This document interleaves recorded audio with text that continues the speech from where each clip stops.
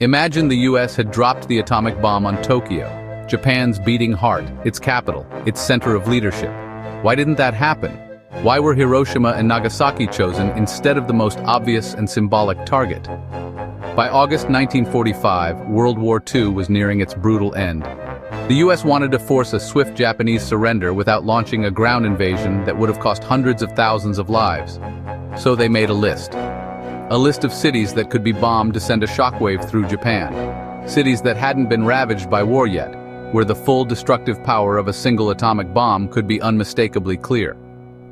Tokyo, at first glance, seemed like the ultimate candidate. But here's the twist: it was deliberately spared. Why?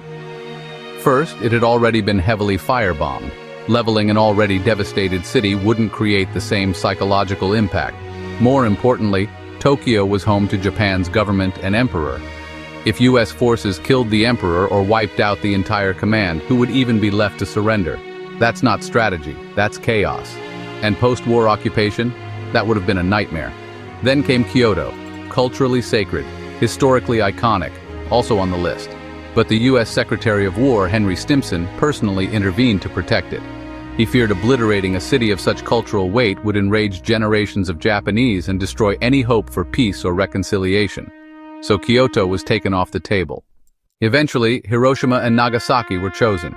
Hiroshima held a major military base. Nagasaki had industrial might. Both cities were largely untouched by prior bombings, ideal for demonstrating in horrifying clarity what the atomic bomb could do. And when cloud cover obscured the original second target, Kokura, the mission rerouted to Nagasaki.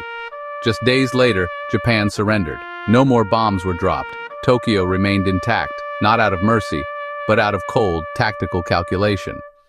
And that's how, sometimes, the biggest decisions in war aren't about making the most destruction, but about shaping what comes after.